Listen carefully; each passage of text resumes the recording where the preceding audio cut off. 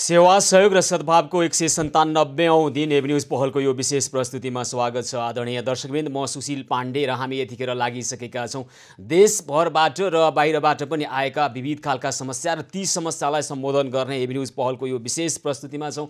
र दर्शकवृन्द, पछिल्लो समय नेपालमा कोरोना संक्रमितको संख्या यसरी बढिरहेको छ कि अहिले देशभर 90,000 भन्दा बढी व्यक्तिलाई कोरोना संक्रमण भइसकेको छ र यस हिसाबले कोरोना संक्रमणबाट मुक्त हुनेहरूको पनि संख्या बढिरहेको छ।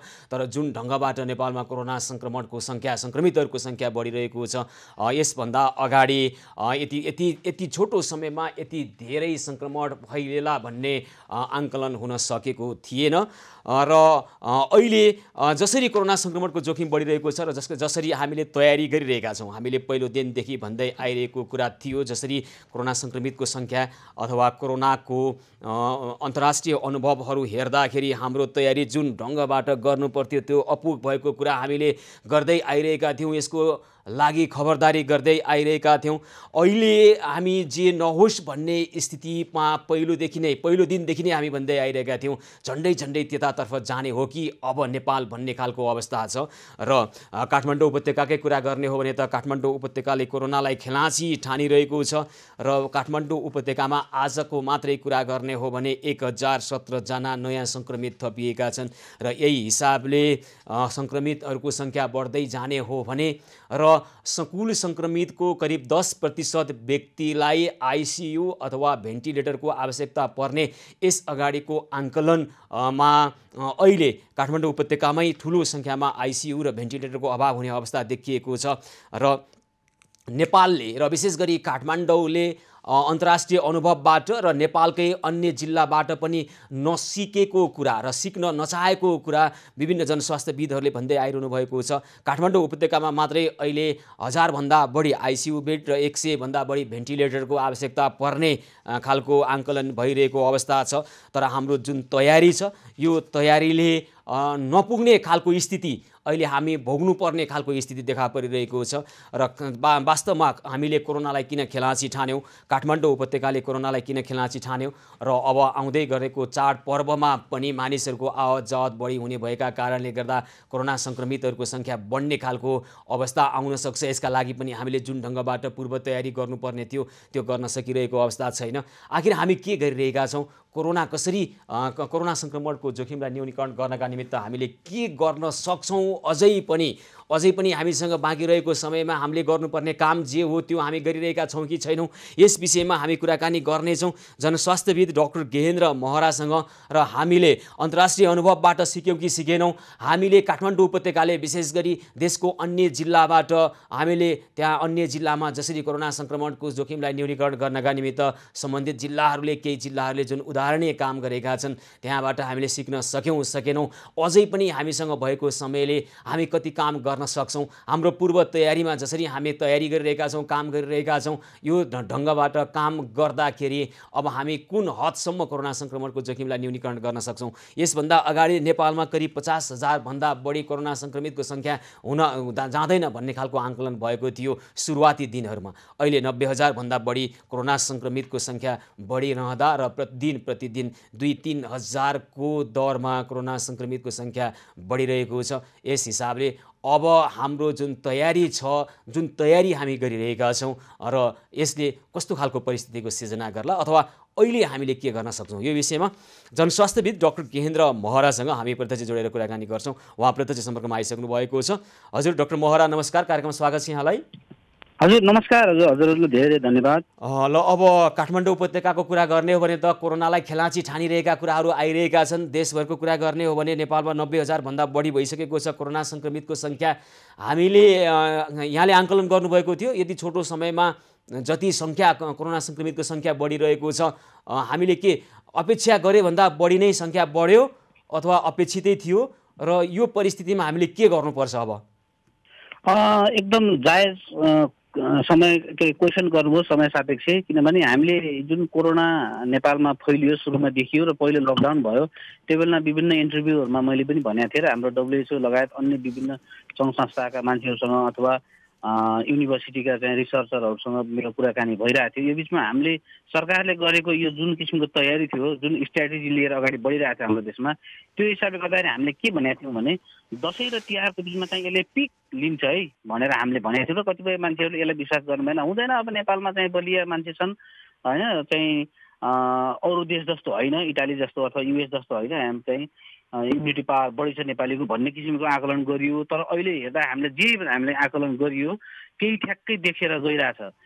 त्यसले गर्दाखेरि चाहिँ यो त झन् अझ पिकअप लिन्छ र अझ बढी बढ्छ भन्ने कुरा हामीले यसलाई देखिरहेछौँ। किनभने सरकारको जुन तयारी, मान्छेहरूको जुन किसिमको बिहेभियर जुन छ नि, एटिट्युड जुन छ मान्छेहरूको, यो त पढे नलेखेका मान्छे भन्दा पनि अझ पढे लेखेका मान्छेले झन् त्यसलाई चाहिँ अब के अरे अवहेलना गरेको देखिन्छ। त्यसले गर्दा झन् बढ्ने हामी देख्छौँ। अब हामी चाहिँ जे हुन्छ हुन्छ, दैव भरोसा हेर्दै जाउँ, जो बाँच्छन्, जो कोरोनासँग लड्न सक्दैनन् मर्छन् भन्ने स्थितिमा पुग्या हो।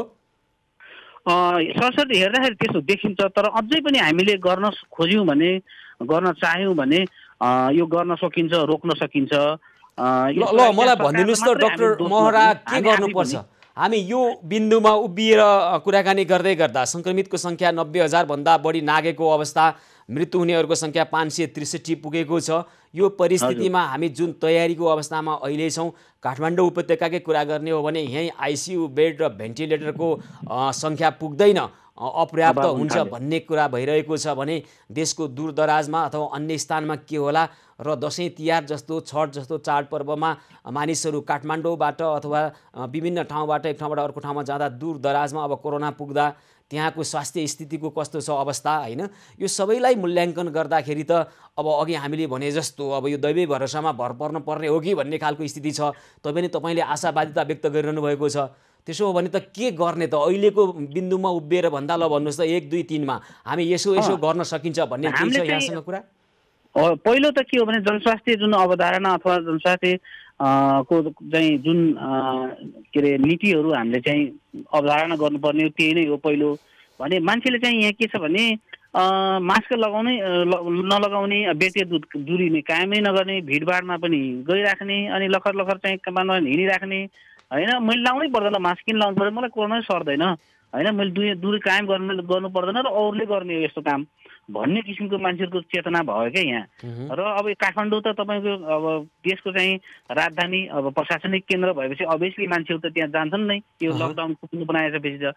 र यो यस्तो हुन्छ भन्ने कुरा त सर्वसाधारण मान्छेले पनि बुझ्ने कुरा हो कि काठमाडौँमा भिडभाड भयो, मान्छेहरूको सङ्ख्या त्यहाँ जान थाल्यो भने मान्छे त्यहाँ जान्छन् र एउटा, दुईटा, चार होइन, 4बाट 8, 16 यस्तै हुँदै बढ्दै जान्छ भन्ने कुरा सबैलाई थाहा थियो। र यो हिसाबले चाहिँ स्ट्राटेजी गभर्मेन्टले बनाउनलाई अलिकति कमी भयो होइन। तर जनताले पनि फेरि के हुन्छ भने मानेनन्। जसरी चाहिँ जनस्वास्थ्यविद अथवा सरकार अथवा सम्बन्धित चाहिँ स्वास्थ्यका निकायहरूले भनेका जुन चाहिँ सूचनाहरू छन् त्यसलाई पनि अक्षरशः पालना गरे हामी देख्दैनौँ। किनभने मिडियामा हेरौँ, सोसियल मिडिया हेरौँ अथवा अरू मिडिया हेरौँ अथवा व्यक्तिहरू हामी हिँड्दाखेरि पनि हेरौँ, मान्छेले मास्क लगाउँदा पनि मास्क तल झुन्डाइरहेछ, लगाउँदा लगाइरहेछ, देखाउने जस्तो भयो। अझ विशेष भन्नुहुन्छ भने आफ्नै मान्छेहरूसँग भेट्दाखेरि, आफ्नै साथीभाइसँग भेट्दा, घर परिवारको मान्छेसँग भेट्दा पनि त्यो गरेर देखियो क्या। यसले रोगले चाहिँ तपाईँको न आफ्नो भन्छ, न बालबच्चा भन्छ, न बुढो भन्छ, न त कसैले पनि भनेको छैन नि। यो कुरा हामी बुझेनौँ भने हामीले अब के गर्ने भने मेन भनेकै हामी चाहिँ डिस्टेन्स मेन्टेन गर्ने हो अहिलेलाई। अनि अर्को कुरा भनेकै मास्क लाउने अथवा सेनिटाइज गर्ने, हात धुने, यिनी हुन् मेजर कुराहरू, प्रिन्सिपल यसका चाहिँ यिनी नै हुन्, यसलाई गर्ने हो। र भने अर्को हाम्रो राष्ट्रिय चाड जस्तो आइरहेछ, वर्षमा एकपटक हाम्रो राष्ट्रिय चाड आइरहेछ, यसमा त मान्छेहरू घर जानुहुन्छ होइन। अहिले कतिपय मान्छेहरू नजानु होला, तर म्याक्सिमम त जानुभयो भने अब के गर्नु त? काठमाडौँबाट फर्किँदाखेरि त अब काठमाडौँको जाँचिया जति अत्यधिक मान्छेहरूमा पोजिटिभ देखिएको छ जाँचेको मान्छेमा, भने सबै जाँच्यो भने अझै कति देखिएला। र तिनी अहिले नदेखेका छन्, असिम्टोमेटिक जुन छन्, सिम्टम नदेखेका उनी मान्छेहरू गाउँमा जानुभयो होइन, दसैँमा चाडपर्वमा जानुभयो भने भोलि के हुन्छ?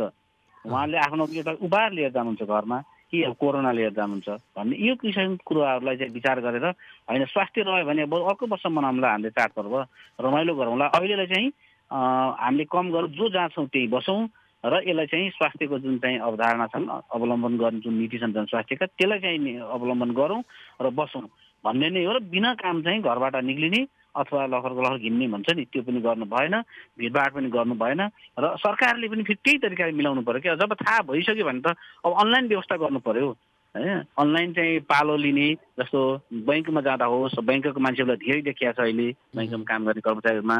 अनि त्यसपछि यातायात कार्यालयमा होस् या तपाईँको चाहिँ अरू चाहिँ अफिसहरू छन्, सरकारी अफिस छन्, मालपोतमा होस्, नापीमा होस्, त्यहाँ जाँदाखेरि पालो सिस्टम गरिदिने। एक दिन अगाडि नै अनलाइनबाट हामी पालो लियो, आफ्नो पालो कुन टाइममा आउँछ त्यति बेला जाने, अरू मान्छे भिडभाड गर्न जानु पर्दैन त्यहाँ।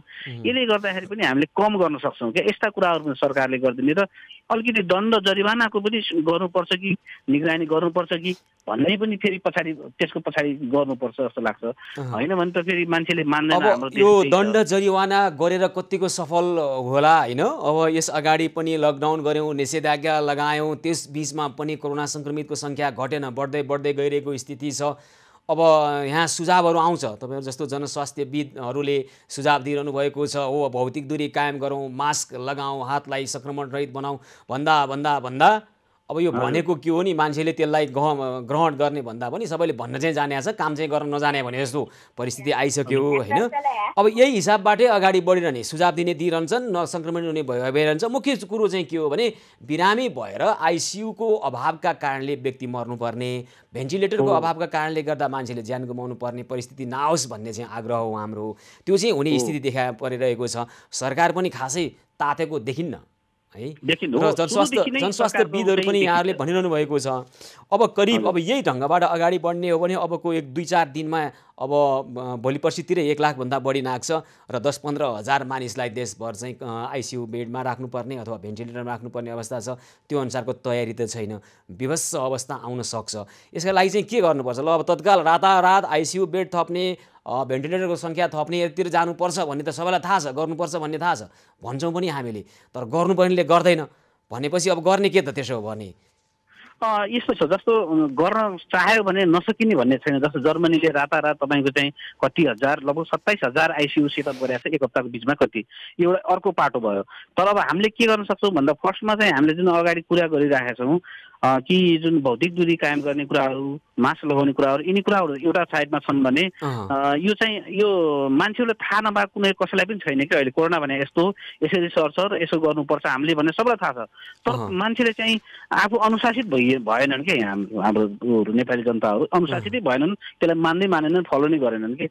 त्यो एउटा ठुलो कुरा हो भने यसलाई चाहिँ अनुशासित बनाउने काम पनि त सरकारले गर्नु पर्यो होइन। गरेन भने त फेरि झन् भोलि के अरे सबै काम सरकारले गर्नु पर्यो भन्दा पनि सरकारले गर्नुपर्ने काम चाहिँ गर्दै हुन्थ्यो। जनता अनुशासनहीन, सरकार उत्तरदायित्वविहीन, यो दुईटै कारणले गर्दा समस्या आइरहेको हो। अब सरकारले अनुशासित बनाइदिनु पर्ने सबैलाई, उता फेरि अनुशासित बनाउन थाल्यो भने ल सरकारले हामीलाई दबाब दियो, पेल्यो, हाम्रो मौलिक अधिकार ग्रहण गर्यो भन्न थाल्छन् है। जनता अनुशासनहीन, मन लाग्दी जे मन लाग्यो आफूलाई मन लाग्यो गर्न पाइयो भने चाहिँ ठिक जनताको लागि चाहिँ। उता सरकार अनुत्तरदायी। अब यही ढङ्गबाट अगाडि बढ्ने हो भने अबको 2-4 महिनाभित्र 1-2 महिनाभित्र करिब 1000 आइसियु बेड काठमाडौँमै चाहिन्छ र 100 भन्दा बढी भेन्टिलेटर चाहिन्छ भन्ने जनस्वास्थ्यविदहरूले अब भन्न थाल्नु भएको छ। उहाँहरूले पनि भन्ने मात्रै हो हुन त, तर अब सरकार गर्दैन। यो हिसाबले अब दैव भरोसामा चल्या रहेछ, यही रहेछ स्थिति।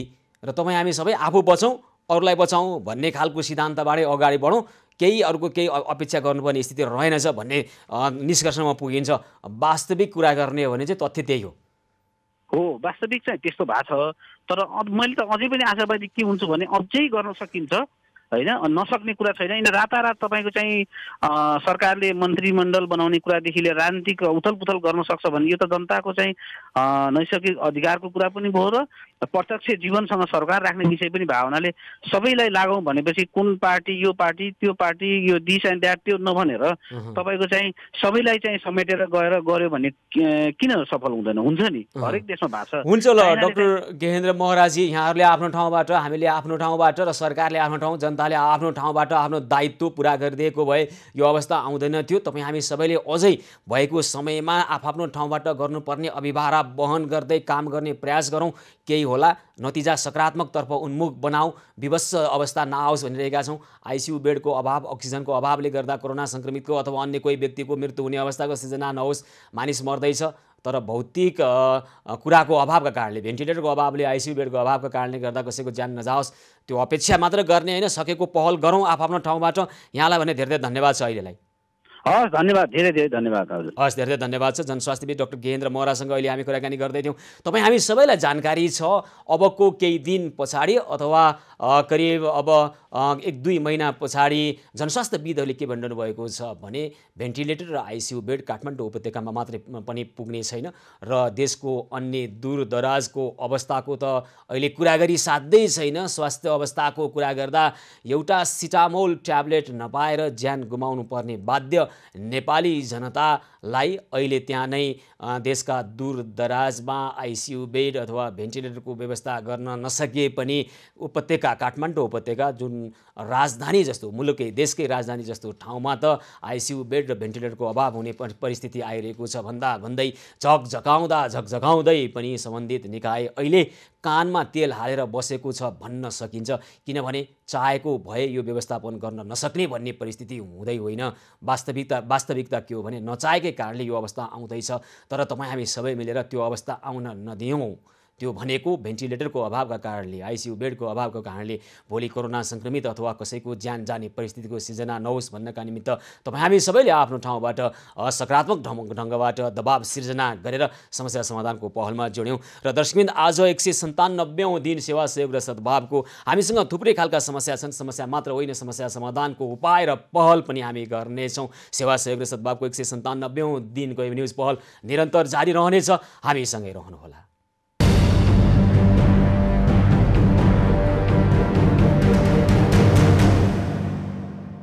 सेवा सहयोग र सद्भावको 197औं दिन न्युज पहलको यो विशेष प्रस्तुतिमा पुनः स्वागत छ। आदरणीय दर्शकवृन्द, यतिखेर अब हामी बुटवलतर्फ जान चाहन्छौँ। प्रदेश 5 को राजधानी दाङ सार्ने प्रस्तावको विरोध गर्दै सत्तारूढ नेपाल कम्युनिस्ट पार्टीका 2000 भन्दा बढी कार्यकर्ताले पार्टी परित्याग गरेको आज घोषणा गरेका छन्। हिजो यस बारेमा हामीले विस्तृतमा हाम्रा दर्शकहरूलाई खबर सम्प्रेषण गरेका थियौँ। प्रदेश 5 को प्रदेश सभाको भित्र भएको संसद भवनभित्र भएको तोडफोड र संसद भवन भनेको जनताको आवाजलाई बुलन्द गर्ने ठाउँ हो। त्यहाँ सत्तापक्षले कुनै दम्भ पनि देखाउनु हुँदैन, प्रदर्शन पनि गर्नुहुन्न र प्रतिपक्षले पनि संसदीय अभ्यास मार्फत नै आफ्ना असहमतिहरू प्रकट गर्नुपर्छ। तर जुन दृश्यहरू हामीले देखायौँ र जुन दृश्यहरू अहिले नेपाली जनताले देखिरहेका छन् र अहिले जसरी संहिताको कुरा गर्दाखेरि नाम र राजधानी कहाँ राख्ने, संहिताको नाम के राख्ने, प्रदेशको नाम के राख्ने र राजधानी के राख्ने भन्ने कुरो महत्त्वपूर्ण भएर आएको छ। जनताको पहुँचमा सरकारलाई पुर्याउनका निमित्त, जनताको घर दैलोमा सरकारलाई पुर्याउनको निमित्त, शासनलाई पुर्याउनको निमित्त संहिता अवलम्बन गरेको हो देशले। त्यसको लागि देशले ठुलो क्षति भोगेको छ। नेपाली जनताले आफ्ना रगत पसिनासँगै आकाङ्क्षाहरू सडकमा पोखेका थिए र ती आकाङ्क्षाहरू अहिले पनि सडकमै छन्। तर जसरी अहिले संहिताको नाममा जे भइरहेको छ, संहिता भनेको नाम र प्रदेशको राजधानी, पद र पैसा मात्र हो कि जस्तो देखिएको छ। र यतिखेर भने रूपन्देहीमा नेपाल कम्युनिस्ट पार्टीका 2000 भन्दा बढी कार्यकर्ताद्वारा पार्टी परित्यागको घोषणा गरेको खबर आएको छ। यसबारेमा हामी नेपाल उद्योग परिसङ्घ प्रदेश 5 का अध्यक्ष एजाज आलमसँग जोडेर कुराकानी गर्छौँ। हजुर आलमजी नमस्कार, कार्यक्रममा स्वागत छ यहाँलाई। हजुर आलमजी नमस्कार। अब संहिताको कुरा गर्दा र संहितामा प्रदेशको नाम र संहिताको प्रदेशको राजधानी कहाँ राख्ने भन्ने विषय यतिखेर आएर पार्टी छोड्ने र पार्टी परिवर्तन गर्ने सम्ममा आएर यो दृश्यहरू देख्न परिरहेको छ होइन। आज मात्रै रूपन्देहीमा नेपाल कम्युनिस्ट पार्टीका 2000 भन्दा बढी कार्यकर्ताहरूले पार्टी परित्यागको घोषणा तपाईँहरूले गर्नुभएको छ। के हो वास्तविकता, के हो, किन पार्टी छाड्नुभयो यहाँहरूले? खास गरेर रूपन्देही प्रदेश 5 को अस्थायी राजधानी घोषणा भएको थियो र त्यसपछि यस क्षेत्रका सबै व्यावसायिक सङ्घ संस्थाहरूले आफू त्रिपाल टाँगेर भए पनि बसेर प्रदेश सञ्चालनको निम्ति उद्योग वाणिज्य सङ्घ, रूपन्देही उद्योग सङ्घ, रूपन्देही व्यापार सङ्घले आफूले बनाएका सबै भवनहरू उहाँहरूलाई हस्तान्तरण गरेको थियो र उहाँहरूले के थियो भने हामी स्थायी राजधानी यहाँ बनाउँछौँ, त्यसले गर्दा अहिले तत्कालको निम्ति हामीलाई बस्नुको निम्ति उपलब्ध गर्नु भएको थियो। त्यो अनुरूप सबै सङ्घ संस्थाहरू पनि गराएका थिए र पटक राजनीतिक दलका नेताजीहरूले मान्य सांसदजीहरूले यो ठाउँमा हामीले स्थायी राजधानीलाई बनाउनु, तपाईँहरू ढुक्क हुनुहोस् भनेर सबैलाई आश्वासन पनि बाँड्दै हिँड्नुभयो। अहिले पछिल्लो अवस्थामा आएर प्रदेश सभाले 2/3 निर्णय गरेर जाने एउटा स्वाभाविक प्रक्रिया हो, हुन सक्थ्यो। तर त्यसलाई उहाँहरूले पुरै एउटा व्हिप जारी गरेर कुनै पनि प्रदेश सभाका सदस्यले कहीँ पनि मतदान यताउता गर्न रहे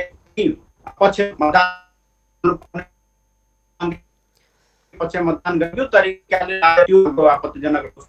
हामी हिजोको दिनमा अस्थायी राजधानी आउनुपर्छ रूपान्तरणपर्छ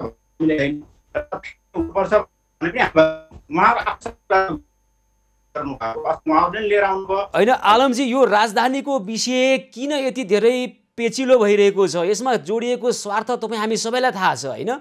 जहाँ भयो भने प्रदेश 5 को राजधानी प्रदेश 5 भित्र त छ नि अहिले होइन? त्योभन्दा बाहिर त गए होइन, त्योभन्दा बाहिर त लगेको होइन।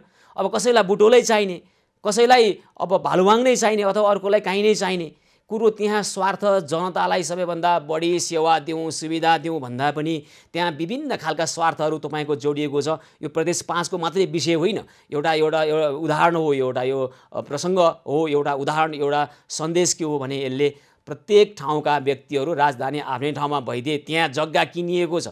हिजो बुटोलमा राजधानी हुन्छ भनेर नेताले दिएको आश्वासन अनुसार तपाईँहरू सबै मिलेर त्यहाँ रातारात त्यहाँ जग्गा खरिद गर्नुभएको छ र अहिले बुटोलबाट राजधानी भालुवाङ गइसकेपछि त्यसको मूल्य बढ्ने भएन।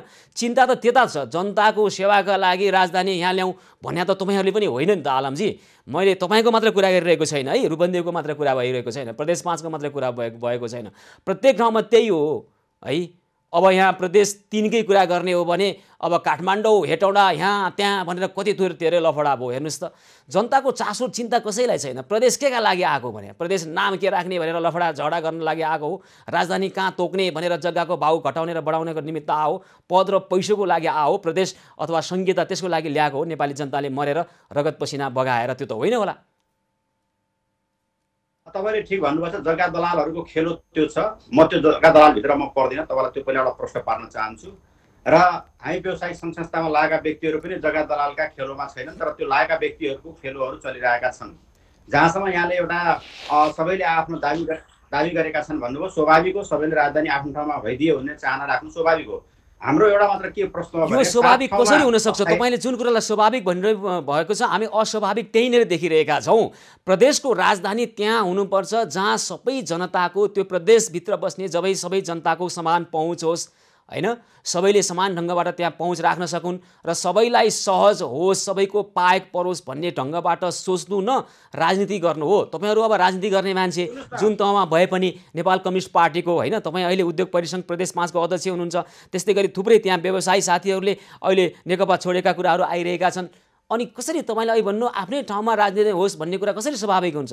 सबै जनताको पहुँचमा हुने गरी सबैलाई पाएक पर्ने ठाउँमा राजधानी होस् भन्ने सोच्नु नै राजनीति गर्नु हो क्या यतिखेर प्रदेशमा बसेर? त्यो दृष्टिकोण र त्यो चिन्तन यहाँमा देखिँदैन आलमजी।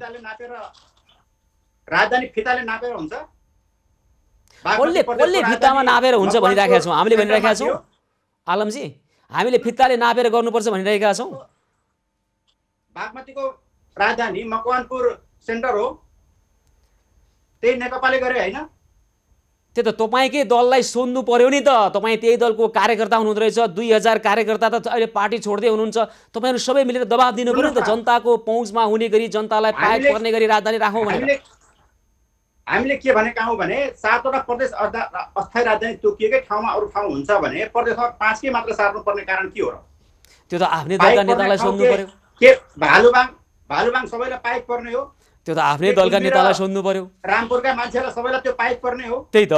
अब प्रदेशको राजधानी नेताको कोडको खल्तीबाट निक्लिन थालेपछि हुन्छ यस्तै। तपाईँले अर्को पनि थाहा पाउनु भएको छैन, भर्खर आएको न्युज त्यो प्रतिबन्धित क्षेत्र पनि रहेछ, जुन भालुवाङको सिफारिस गरिएको ठाउँ पनि प्रतिबन्धित क्षेत्र रहेछ होइन? त्यो कुरा पनि भर्खर न्युजमा आइरहेको छ। अब संरक्षण गरेको क्षेत्र हो, वन्यजन्तुहरूको संरक्षण गर्ने क्षेत्र हो, आवजावत गर्ने क्षेत्रहरू रहेछ त्यो। होइन हामीले आलमजी, हामी यहाँ एउटा राजधानीको विषयमा मात्र कुरा नगरिकन हामी के भनिरहेका छौँ भने अहिले थुप्रै प्रदेशमा 6वटा प्रदेशमै नेपाल कम्युनिस्ट पार्टीको बहुमत छ, झन्डै 2/3 बहुमत छ सबैमा। त्यसकारणले नेपाल कम्युनिस्ट पार्टीले भनेकै ठाउँमा राजधानीको नाम र राजधानीको अथवा तोकिने प्रदेशको राजधानी तोकिने स्थिति छ। यस्तो परिस्थितिमा यहाँ 2/3 को दम्भले भन्दा, प्राविधिक ढङ्गबाट भन्दा, औपचारिक ढङ्गबाट भन्दा पनि सबै जनतालाई चित्त बुझाउने गरी, लगभग बुझाउने गरी तार्किक हिसाबले भनेको क्या, तार्किक हिसाबले कसैले चित्त बुझाउँदैन भने पनि उसले नबुझाउनु पर्ने तर्क नहोस् भन्ने किसिमबाट सोचेर काम गर्ने पर्ने ठाउँमा यो के भइरहेको हो आलमजी? तपाईँहरू त अहिले पार्टीले छोड्न बाध्य हुनुभएछ है। सबै कुरा तपाईँ आफै गर्दै हुनुहुन्छ, हामीले के कुरा गर्नु? तपाईँ म तपाईँलाई प्रश्न सोधिरहेको छु, भन्नुहोस् न अब भन्नुहोस् न, तपाईँ भन्नुहोस् न, प्रश्न मैले सोधिरहेको छु, तपाईँ भन्नुहोस् न के गर्ने भन्नुहुन्छ, तपाईँ भन्नुहोस् न, उत्तर दिनुहोस् अब आलमजी। ल भन्नुहोस्। जब मलाई बोलाउनु भएको छ मलाई बोल्न दिनुहुन्न तपाईँले। त बोल्न दिइरहेको छु भने आलमजी कहाँनिर बोल्न दिने भन्नुहोस् त, कहाँनिर बोल्न दिनु? ल भन्नुहोस् अब तपाईँहरूको यो रवैया र तपाईँको पार्टीको रवैया के हो? तपाईँहरू पार्टी छाड्न अहिले बाध्य भइरहनु भएको छ, यो के हो? अब भन्नुहोस् त। पार्टीले सबै कुरा ठिक गर्छ भन्ने छैन नि, पार्टीमा गलत कुरा त गलतको कुरा पनि त उखान गर्न पर्यो नि। त्यो त गर्नुहोस् न त, उठान गर्नुहोस् भनेर तपाईँलाई मौका दिए। अब भन्नुहोस् न तपाईँको पार्टीले गल्ती चाहिँ कहाँनिर गर्यो, गलत कहाँनिर गर्यो? पार्टीले गलत गरेको कुरालाई त हामीले भनिरहेको छौँ, गल्ती भयो, यो कुरा हुनुहुन्थेन, व्हिप जारी हुनुहुन्थेन। संसद प्रदेश सभाका सदस्यहरूलाई अधिकार दिनु पर्थ्यो, उहाँहरूले छनौट गरेर कहाँ राख्ने हो प्राविधिक समिति बनेको थियो, त्यो समितिले पनि त आफ्नो रिपोर्ट पेश गरेको थियो नि त, त्यो रिपोर्टलाई पनि सार्वजनिक गर्नु पर्थ्यो। सार्वजनिक गरिसकेपछि ठिक छ, भालुबाङ्गै पनि ठिक छ हुन्थ्यो, तर प्रक्रिया त त्यसको छन् नि। यो तरिकाले जुन तरिकाले गरिएछ यो तरिका गलत हो। त्यो गलत कुन चाहिँ तरिकाले गरे भए सही हुन्थ्यो? यहाँहरूलाई कुन चाहिँ तरिकाले गर्दा भए सही हुन्थ्यो? आलमजी सुन्नुहोस् न, अधिकारको कुरा हो। एजाज आलम पार्टीमा बसोस् नबसोस् हामीलाई मतलबको चासोको विषय भएन। म त्यो प्रश्न पनि तपाईँलाई सोधिरहेको छैन। म प्रश्न के सोधिरहेको छु भने सैद्धान्तिक प्रश्न सोधिरहेको छु तपाईँसँग, नीतिगत प्रश्न सोधिरहेको छु तपाईँसँग। मैले त्यो अपेक्षा गरेको थिएँ, त्यो अपेक्षा पुरा भइरहेको छैन। मेरो प्रश्नको उत्तर तपाईँले पार्टी छोड्नुहोस् नछोड्नु होइन, हाम्रो प्रश्नको कुरो हो नेकपा अहिले के गरिरहेको छ, स्थानीय कार्यकर्ताहरू के सोचिरहेका छन्। सुन्नुहोस्, तपाईँहरू पनि जे सोचिरहनु भएको छ आफ्नै ठाउँमा हुनुपर्छ भन्ने जिद्दी गरिरहनु भएको छ। समग्रमा अहिले मैले फेरि दोहोऱ्याएरै भन्नु पर्यो, तपाईँसँग अलिकति मैले सैद्धान्तिक बहस गरौँ भनेर सोचिरहेको थिएँ, त्यो अपेक्षा गर्नु नपर्ने रहेछ तपाईँसँग आलमजी। मेरो प्रश्न के हो भने सुन्नुहोस्, मेरो प्रश्न तपाईँसँग एउटा मेरो सैद्धान्तिक प्रश्न के हो भने स्थानीय कार्यकर्ताहरूले पनि आफ्नै ठाउँमा मात्रै भइदियोस् भन्ने आग्रह नराखौँ है। राजधानी भनेको जनता सबैलाई पहुँचमा पुग्ने गरी पाएको हुने ठाउँमा राख्ने किसिमबाट सोचौँ भन्ने आग्रह हामी राखिरहेका छौँ। यहाँसँग मैले त्यही अपेक्षा गरिरहेको छु आलमजी। हजुर आलमजी, हामी नेपाल उद्योग परिसङ्घ प्रदेश 5 का अध्यक्ष एजाज आलमसँग कुराकानी गरिरहेका छौँ। अहिले रूपन्देहीका नेकपाका 2000 भन्दा बढी कार्यकर्ताले पार्टी परित्यागको घोषणा गरेको खबर आउँदै गर्दाखेरि यो कुनै राजनीतिक दलका कार्यकर्ताले पार्टी छाडेको कुरा मात्रै होइन, प्रदेशको राजधानी छान्ने विषयमा कार्यकर्ताहरू के सोचिरहेका छन्, नेताहरू के सोचिरहेका छन्, आफ्नो दुनो सुझाउने किसिमबाट मात्रै प्रदेशको राजधानी तोक्ने र प्रदेशको राजधानी आफ्नो कुनै पनि अमुक दलको नेता को राजनीतिक भविष्यलाई सुनिश्चित गर्नको निमित्त मात्रै राजधानी र नाम तोक्ने यो गर्नु मिल्दैन, हामी त्यो भनिरहेका छौँ। कुनै राजनीतिक दलका कुनै पार्टीका नेता कार्यकर्ताले कुनै पार्टी छाडे अथवा कुनै नयाँ पार्टी अँगाले अथवा पार्टी परित्याग गरे र पार्टी प्रवेश गरे भन्ने ठुलो कुरो होइन र हामी त्यतातिर जाँदा पनि गइरहेका छैनौँ। हामी सैद्धान्तिक कुरा के गरिरहेका छौँ, नीतिगत कुरा के गरिरहेका छौँ भने यतिखेर कुनै पनि दलको राजनीतिक दलका पार्टीले अथवा आफ्ना पार्टीका कार्यकर्ताले अथवा नेताहरूले राजधानी कहाँ तोक्ने भन्ने विषयमा कुराकानी गर्दै गर्दा कतिको जनता केन्द्रित भएर सोचिरहेका छन्, कतिको जनतालाई पाएक पर्ने विषय हो कि होइन, कुनै पनि ठाउँमा राजधानी तोक्दै गर्दाखेरि त्यो पाएक पर्छ कि पर्दैन भन्नेबाट सोच्ने कि अथवा आफूलाई फाइदा हुन्छ कि हुँदैन भन्नेबाट सोच्ने र यस हिसाबले पार्टी छोड्ने र पार्टीमा लाग्ने काम भइरहेको छ। राजनीतिक दल भनेको जनताका निमित्त सेवा गर्ने हो र प्रत्येक राजनीतिक दल निर्माणका निमित्त जनताले ठुलो योगदान गरेको हुन्छ, जनताले ठुलो आफ्नो धेरै ठुलो योगदान गरेको हुन्छ, ठुलो ऋण चुकाएको हुन्छ जनताबाट। त्यसकारण यस्ता खालका निर्णयहरू गर्दै गर्दा जनतालाई केन्द्रमा राखेर पार्टीले सोच्ने कुरा छँदैछ, पार्टी मात्र होइन स्थानीय कार्यकर्ताले पनि त्यही ढङ्गबाट सोच्नु पर्दछ। हामी यही कुरा बुझ्ने प्रयास गरिरहेका थियौँ। रूपन्देहीका नेपाल कम्युनिस्ट पार्टीका 2000 भन्दा बढी कार्यकर्ताले पार्टी छोड्दै गर्दा के उहाँहरूले जनतालाई पाएक नपर्ने ठाउँमा राजधानी लगियो भन्ने चिन्ता हो या आफूलाई पाएक नपर्ने ठाउँमा राजधानी लगियो भन्ने चिन्ता हो? यो विषय केवल प्रदेश 5 को मात्र विषय होइन, यस्तै खालका समस्या अन्य प्रदेशले मात्रै भोगिसकेका छन्, भोगिरहेका छन् र निकट भविष्यमा भोग्दैछन्। त्यसकारण हामी भनिरहेका छौँ, नेता होस् या कार्यकर्ता, जनता केन्द्रित भएर सोचौँ। प्रदेशको नाम र राजधानी तोक्दै गर्दा आफू र आफ्नो भोलिको आर्थिक भविष्य, भोलिको राजनीतिक भविष्य के होला, जग्गाको भाउ बढ्दा र घट्दा आफ्नो भविष्य कता पुग्ला भनेर सोच्ने होइन। यो तपाईँहरूका निमित्त मात्र, नेता र कार्यकर्ताका निमित्त हामीलाई प्रदेश चाहिएको होइन, हामीलाई संघीयता चाहिएको होइन। त्यसकारण हामी भनिरहेका छौँ संघीयता केवल नाम र राजधानी होइन, पद र पैसो होइन, जनताको घर दैलोमा सरकार पुर्याउने संघीयतालाई बदनाम गर्ने किसिमबाट जे जस्ता हरकतहरू देखा परिरहेका छन् यो हामीलाई स्वीकार्य छैन र हामी यसलाई पुनः फलोअप गर्नेछौँ, यसै छाड्ने छैनौँ। सेवा सहयोग र सद्भावको 197औं दिनको वेब न्युज पहल निरन्तर जारी रहनेछ। हामीसँगै रहनुहोला।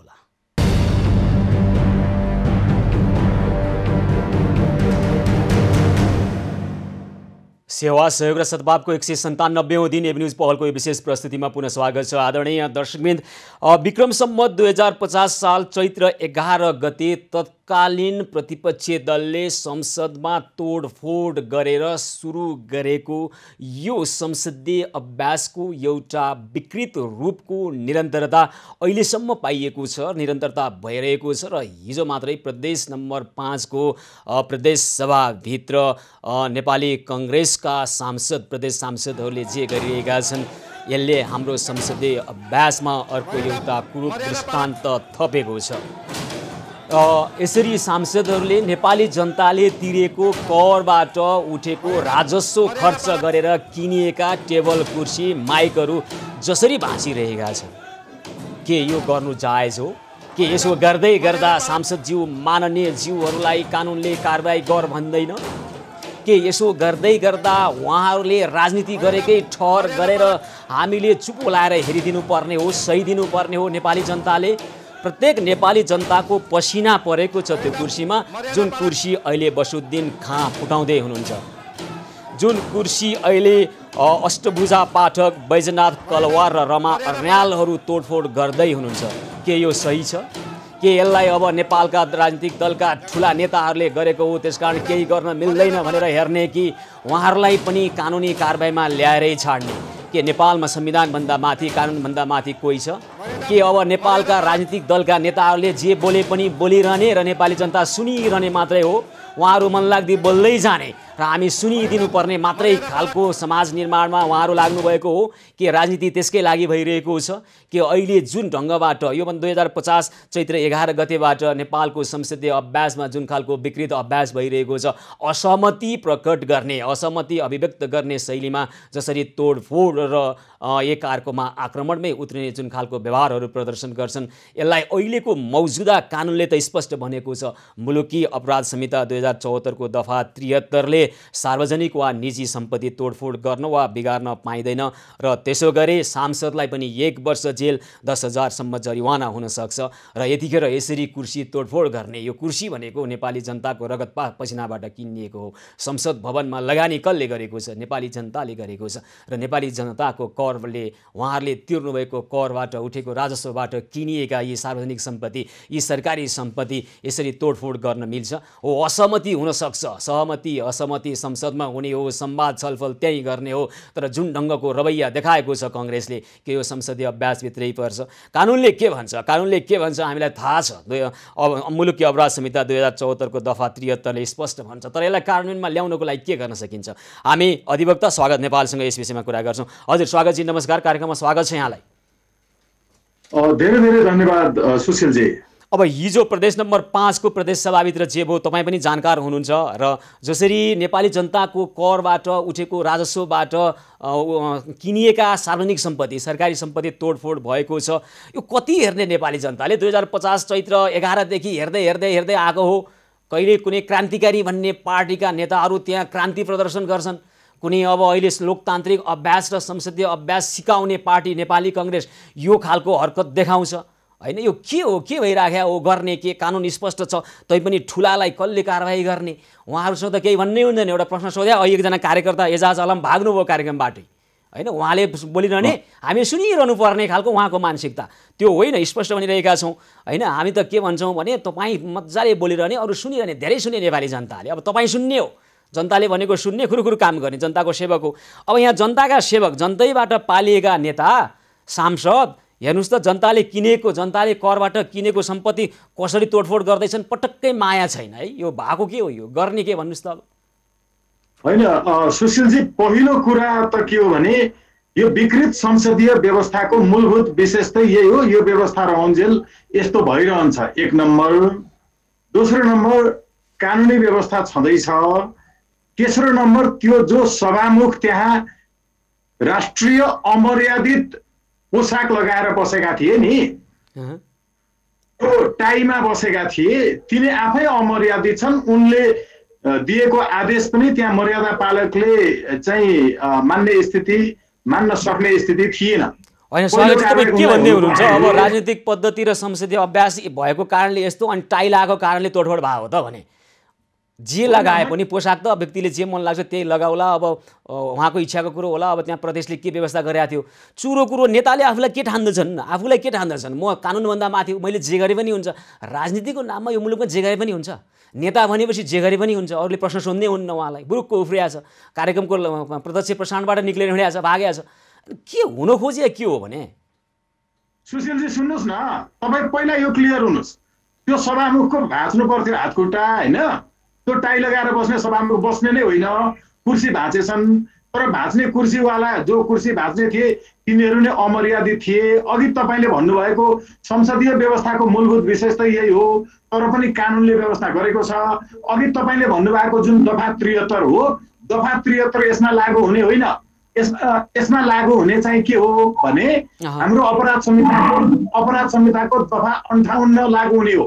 दफा 58ले के भन्छ भने संसदलाई आफ्नो काम गर्नबाट रोक्न, वञ्चित गर्न, त्यहाँ बाधा व्यवधान खडा गर्ने, यस्तो खालको तोडफोड गर्नेलाई चाहिँ 7 वर्षसम्म कैद अनि 70,000 रुपियाँ जरिवाना, एकदम बकाइदा संसदभित्रको यस्तो तोडफोड र संसदलाई व्यवधान खडा गर्नेलाई चाहिँ दफा 73 होइन, त्यो त नर्मल कुरा हो।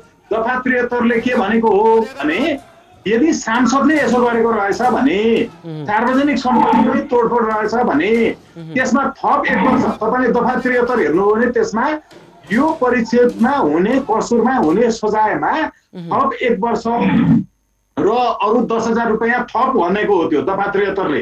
तर दफा 58 हेर्नुभयो भने चाहिँ with special reference to the parliament, संसदको विशेष सन्दर्भमा त्यहाँभित्र हुने यस्ता कामहरू गर्ने यी सांसदहरूलाई 7 वर्षसम्म कैद र 70,000 जरिवाना, त्यसमा थप 1 वर्ष भनेको 8 वर्ष र अरू 10,000 भनेको 80,000 रुपियाँ जरिवाना हुन्छ।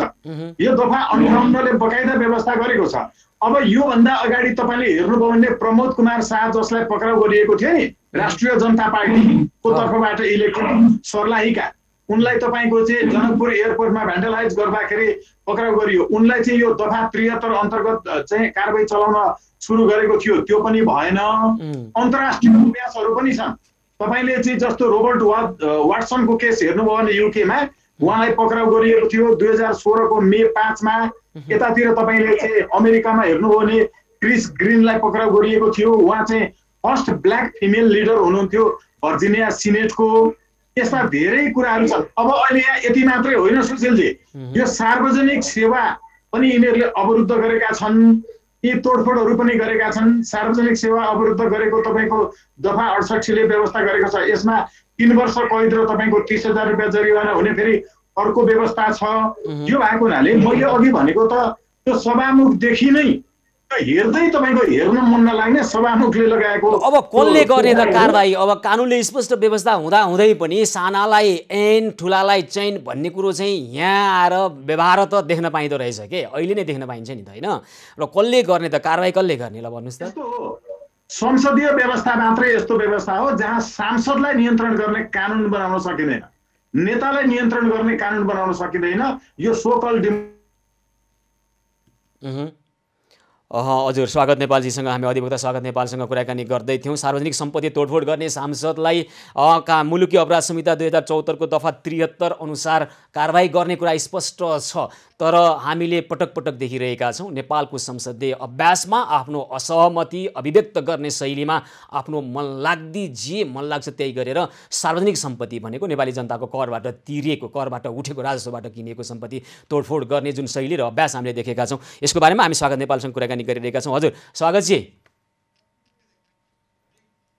उहाँसँगको सम्पर्क विच्छेद भएको छ, तर पनि उहाँले आफ्नो कुरा राखिसक्नु भएको छ। अधिवक्ता स्वागत नेपालको अनुसार प्रदेशसभामा यसरी कुर्सी टेबल फुटाउने सांसदलाई मुलुकी अपराध संहिता 2074 को दफा 73 अनुसार र अन्य कानुनी प्रावधान अनुसार भने आकर्षित हुन्छ, अन्य कानुन पनि आकर्षित हुने कुरा गरिरहनु भएको छ। हामी स्पष्ट भनिरहेका छौँ राजनीति गर्नु भनेको जनताको सेवा गर्नु हो, जनताका कुरा सुन्नु हो। जनतालाई सेवा गर्ने मौकाका निमित्त राजनीति गरिन्छ र अहिले हामी जुन संघीयताको अभ्यास गरिरहेका छौँ, सिंहदरबारमा केन्द्रित शासकीय शैली अथवा सिंहदरबारमा केन्द्रित शासकीय शक्तिलाई जनताको घरदैलोसम्म लैजाउँ, जनताका दुःख पीडा बुझेका अरूसम्म लग्यो भने सेवा गर्न सजिलो हुन्छ भन्ने हाम्रो मान्यता अनुसार संघीयतामा गएको। अब संघीयता नाममा गएर सीमित भएको छ, संघीयता प्रदेशको राजधानीमा गएर सीमित भएको छ, संघीयता पद र पैसोमा गएर सीमित भएको छ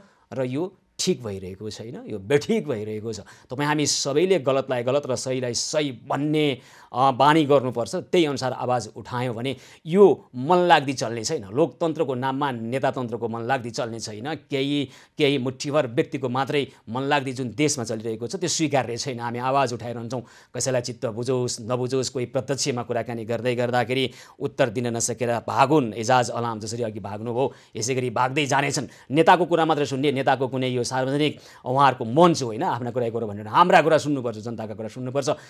शाब्दिक जवाफ दिएर होइन, व्यवहारिक जवाफ खोजिरहेका छौँ। शब्दले यहाँ आएर ठुला कुरा गरेर केही हुनेवाला छैन। उत्तर भनेको शब्दले मात्र दिन सकिन्न, व्यवहारबाट पनि दिन सकिन्छ, दिनुपर्छ व्यवहारबाट। अब हामीले उठाएका विषयमा प्रश्नहरू हामी सोध्दै गर्दाखेरि उत्तर छैन भने चुपो लाए बस्ने र व्यवहारिक रूपमा उत्तर दिने बानीको विकास गर्ने खालको दबाव सिर्जना गरौँ र सानालाई ऐन ठुलालाई चैन जे भइरहेको छ मुलुकमा। प्रदेश सांसदले जसरी अहिले प्रदेश सभाभित्र बसेर जनताको करबाट उठेको राजस्वबाट किनिएका टेबल कुर्सी भाँचेका छन्, उहाँहरूकै ठुलो कुरो भइरहेको छ, यो स्वीकार्य छैन। र सत्तापक्षको दम्ब र प्रतिपक्षको हरकत दुवैको हामी त विरोध गरिरहेका छौँ। सही र सहीलाई सही र गलतलाई गलत भन्ने हिम्मत तपाईँ हामी सबैले जुटाउँ, हामी त्यही भनिरहेका छौँ। र दर्शकमी त्यतिखेर 197औं दिनको सेवा सहयोग र सद्भावको यो विशेष प्रस्तुतिमा थुप्रै खालका समस्या छन्, मात्र समस्या होइन, समस्या समाधानको पहलसहित हामी आउनेछौँ। कार्यक्रम निरन्तर जारी रहनेछ, हामीसँगै रहनुहोला।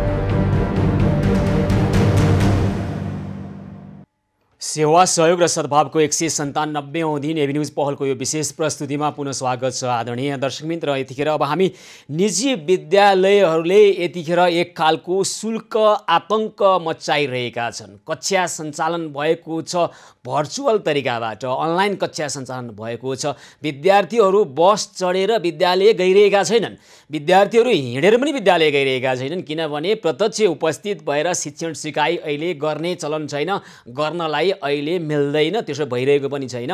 र अनलाइन कक्षा मार्फत कक्षा पठन पाठन भइरहेको परिस्थितिमा शुल्क लिएको छ, बस भाडाको पनि शुल्क लिएको छ।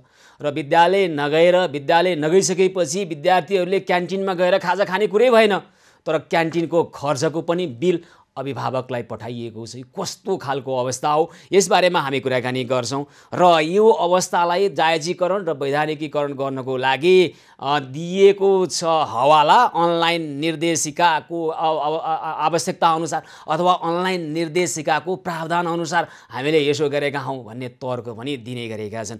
आखिर यो अवस्था कसरी आयो? निजी विद्यालयहरूको शुल्क आतंक भनिएको छ यसलाई, र यो शुल्क आतंक हो अथवा बाध्यता, अथवा निजी विद्यालयहरू पनि कसरी चल्छन् अथवा उहाँहरूको आवश्यकता के हो, यो विषयमा हामी कुराकानी गर्छौँ। नेपाल अभिभावक महासङ्घका अध्यक्ष सुप्रभात भण्डारी र त्यसै गरी प्याप्सनका महासचिव कुमार घिमिरे हुनुहुन्छ हामीसँग सम्पर्कमा। हजुर सुप्रभातजी, नमस्कार, कार्यक्रममा स्वागत छ यहाँलाई। हजुर धन्यवाद, नमस्कार। अब अहिले निजी विद्यालयहरूले के गरिरहेका छन्? अनलाइन कक्षा गरेका छन्, क्यान्टिन र बस भाडाको बिल चाहिँ अभिभावकलाई पठाएका छन्। यो चाहिँ के कारणले अनलाइन निर्देशिकाको प्रावधान अनुसार गरेको भन्ने तर्क गर्छन्, के हो यो?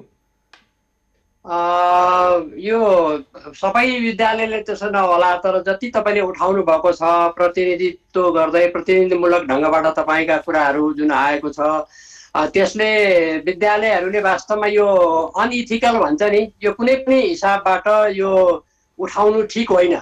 एक त कोरोनाको महामारीमा अभिभावकहरू पनि पीडित हुनुहुन्छ।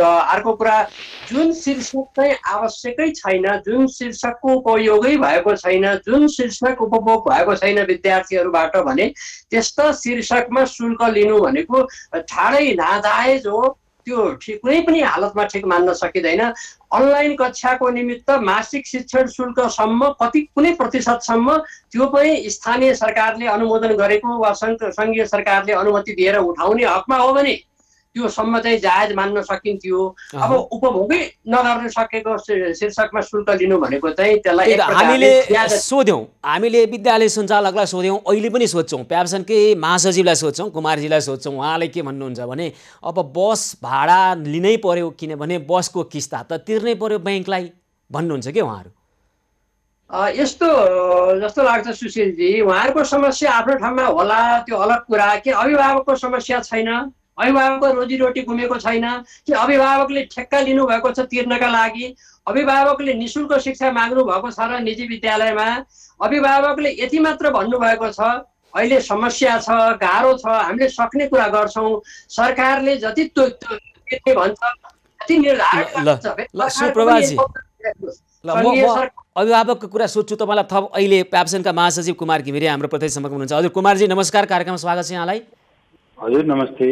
कुमारजी, यहाँहरूले के गरेको? प्याप्सनले अब तपाईँले भने त होइन, तर विद्यालयहरूले चाहिँ अनलाइन कक्षा भएको छ, क्यान्टिनको बिल पनि पठाइदिएको छ अभिभावकलाई। अब विद्यार्थीहरू घरमै बसेर पढिरहेका छन् अनलाइन मार्फत, अनि बस भाडाको बिल पनि पठाइदिएको छ। के गरे? अब त्यो जसले पठायो त्यसले जवाफ दिनुपर्छ। हाम्रो साङ्गठनिक चाहिँ हामीले पहिल्यै निर्णय गरेर पठाएका छौँ। हामीले चाहिँ के भनेका छौँ भने अब पहिलो कुरो शुल्कको सीमा स्थानीय पालिकाले निर्धारण गर्छ। स्थानीय पालिकाले निर्धारण गरेको शुल्क सीमाभित्र लिने र अहिले हामीले जे सेवा प्रदान गरेका छैन त्यो सेवा प्रदान नगरेको शीर्षकमा कुनै पनि बिल चार्ज नगर्ने भन्ने हाम्रो साङ्गठनिक निर्णय हामीले निर्देशन। तपाईँको सङ्गठनका सदस्य विद्यालयहरूले यसो गरेको जिम्मेवारी तपाईँको होइन कुमारजी, तपाईँहरूको होइन? यसो छ, अब हाम्रो साङ्गठनिक कुरा चाहिँ कस्तो हुन्छ भने हाम्रो काम भनेको निर्देशन पठाउने, विद्यालयहरूलाई आचार संहिता जारी गर्ने हो। उहाँहरूले कुनै कुरा मान्नु भएन भने हामीले गर्न सक्ने कारबाही भनेको उहाँहरूलाई आफ्नो सङ्गठनको चाहिँ एउटा दायराभन्दा बाहिर राख्ने बाहेक हामीसँग केही पनि हुन्न होइन। त्यसो गर्न सक्नुहुन्छ नि त, गर्नुहोस् न त। अहिले तपाईँ भन्दै हुनुहुन्थ्यो सम्बन्धित विद्यालय नै जिम्मेवार हुन्छ। त्यसो हो भने प्याप्सन एन्ड प्याप्सन जस्ता छाता सङ्गठनहरू किन चाहियो? छोडिदिनुहोस्, आफ्नै विद्यालय आफै जिम्मेवार हुन्छन् होइन। उहाँहरू आफूले मन लाग्दै के गर्छन्, गर्दै गर्छन् होइन।